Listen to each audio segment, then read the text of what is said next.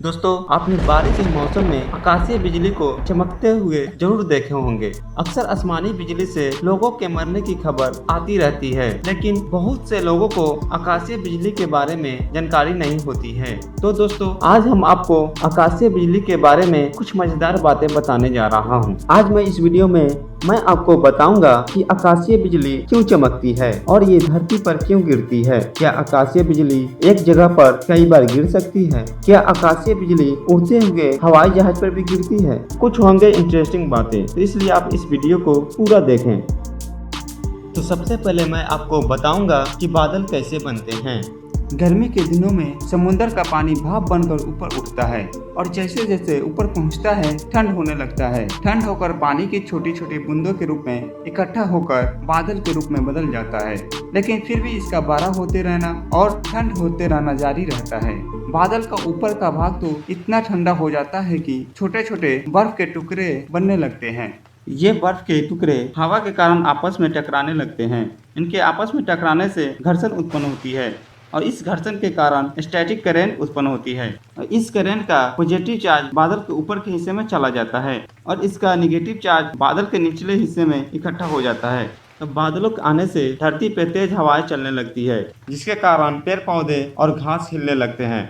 घासों के हिलने की वजह से इनमें घर्षण उत्पन्न होती है और इसके घर्षण के कारण इनमें भी चार्ज उत्पन्न होता है। इसका पॉजिटिव चार्ज ऊपर आ जाता है और इसका नेगेटिव चार्ज अर्थ में चला जाता है और बादल के नेगेटिव चार्ज को धरती पे जहाँ भी पॉजिटिव चार्ज मिलता है वहाँ पे गिर जाता है, जिसे हम बिजली का गिरना कहते हैं। पॉजिटिव चार्ज को प्रोटॉन कहते हैं और नेगेटिव चार्ज को इलेक्ट्रॉन कहते हैं।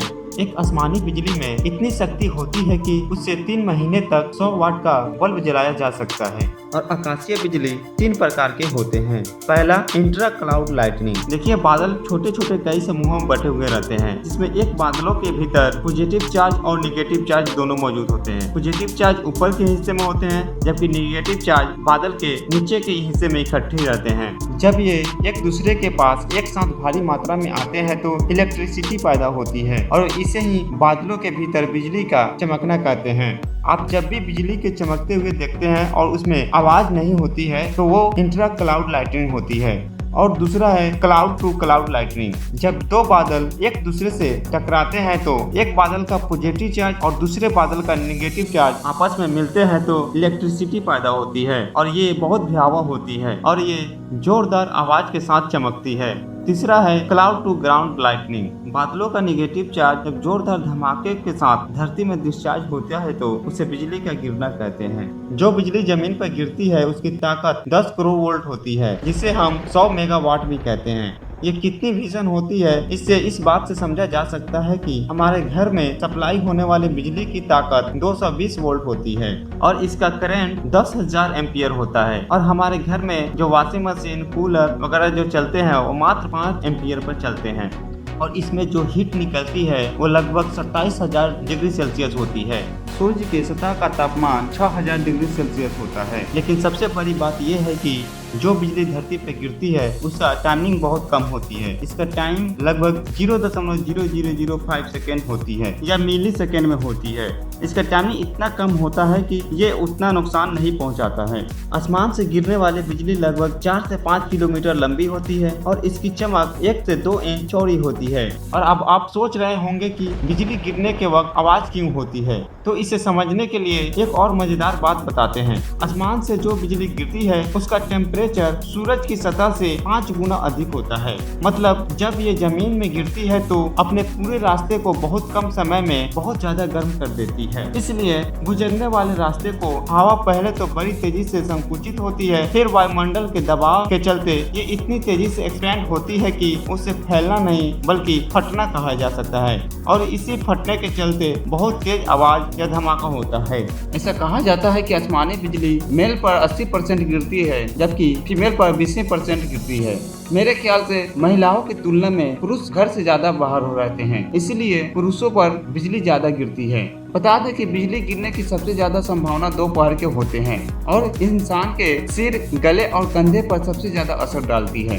रोशनी की रफ्तार ध्वनि से कई गुना तेज होती है और यही कारण है कि गिरती हुई बिजली पहले दिखाई दे जाती है और उसके गरजने की आवाज बाद में सुनाई देती है। दोस्तों, आसमान में उड़ने वाले हवाई जहाज पर भी बिजली गिरती है, लेकिन इन पर आसमानी बिजली का कोई असर नहीं होता। बता दें कि 1963 के बाद से हवाई जहाज पर बिजली गिरने की वजह से कोई भी दुर्घटना नहीं हुई है, क्योंकि अब हवाई जहाज को खास तरीके से डिजाइन किया जाता है। अधिकतर हवाई जहाज एल्यूमिनियम के बने होते हैं जो बिजली को जहाज के सेल के चारों ओर फैला देते हैं। फ्यूल की टंकी को भी बिजली के खतरनाक टेस्ट से गुजारा जाता है ताकि किसी भी तरह के विस्फोट की संभावना नहीं रहे। बिजली एक ही जगह पर कई बार भी गिर सकती है, जैसे द एम्पायर स्टेट बिल्डिंग पर हर साल 23 बार बिजली गिरती है और एक बार तो 24 मिनट के अंदर 8 बार बिजली गिरी थी। हम सभी लोग जानते हैं कि प्रकाश ध्वनि से कहीं तेज चलता है। कुछ कैलकुलेशन के बाद यह रिजल्ट आता है कि अगर बिजली की रोशनी के 5 सेकंड बाद आवाज सुनाई देती है तो बिजली हमसे 1 मील दूर गिरी होगी। इस हिसाब से अगर 10 सेकंड बाद आवाज सुनाई देती है तो बिजली हमसे 2 मील दूर गिरी होगी। एक और दिलचस्प बात आपको बता दें कि बिजली का चमक 100 मील की दूरी तक दिखाई दे सकता है, लेकिन उसकी गरज ज्यादा से ज्यादा 12 मील तक ही जा पाती है। दुनिया भर में हर साल करीब 24,000 लोगों की मौत बिजली गिरने की वजह से होती है। 1902 में बिजली गिरने से एफिल टावर का ऊपरी हिस्सा बर्बाद हो गया था, जिसे बाद में पुनः ठीक किया गया। 1998 में अफ्रीका के कांगो में फुटबॉल का मैच चल रहा था। अचानक बिजली गिर गई, जिससे एक टीम के सभी 11 खिलाड़ी मर गए, जबकि दूसरी टीम के किसी भी खिलाड़ी को कुछ नहीं हुआ। वेनेजुएला देश के माराकैबो झील में लगातार बिजली गिरती रहती है। यहाँ हर साल लगभग 12 लाख बार बिजली गिरती है। अमेरिका के स्टैच्यू ऑफ लिबर्टी पर हर साल 300 बार बिजली गिरती है। यदि बारिश नहीं हो रही हो और बादल भी नहीं हो तो भी आप बिजली से सुरक्षित नहीं है, क्योंकि आकाशीय बिजली तूफान के सेंटर से 3 मील दूर तक गिर सकती है। अगर किसी पर बिजली गिरी है तो फौरन उनकी नब्ज जांचें और अगर आप प्रथम उपचार देना जानते हैं तो जरूर दें।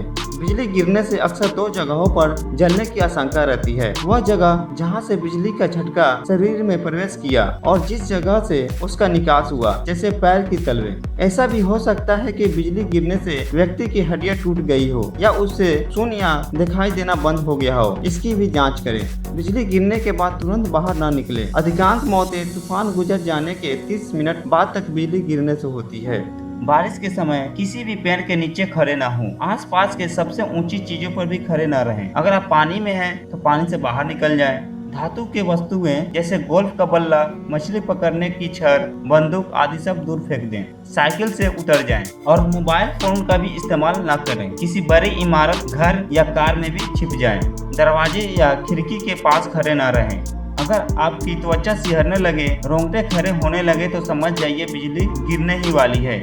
ऐसे में नीचे दुबक कर पैरों के बल बैठ जाएं। अपने हाथ घुटने पर रख लें और सर दोनों घुटनों के बीच में। इस मुद्रा के कारण आपका जमीन से कम संपर्क होगा। इस समय आप दौड़ के भागने की गलती न करें, नहीं तो आप पर बिजली गिरने की संभावना बढ़ जाती है। आकाशीय बिजली एक्स-रे किरण से लैस होती है। आकाशीय बिजली गिरने के डर को स्ट्राफोबिया कहा जाता है। आज के लिए बस इतना ही दोस्तों, फिर मिलेंगे नेक्स्ट वीडियो में। रोचक, इंटरेस्टिंग और दिलचस्प वीडियो देखने के लिए आप हमारे चैनल को सब्सक्राइब करें, बेल आइकन को प्रेस कर दें।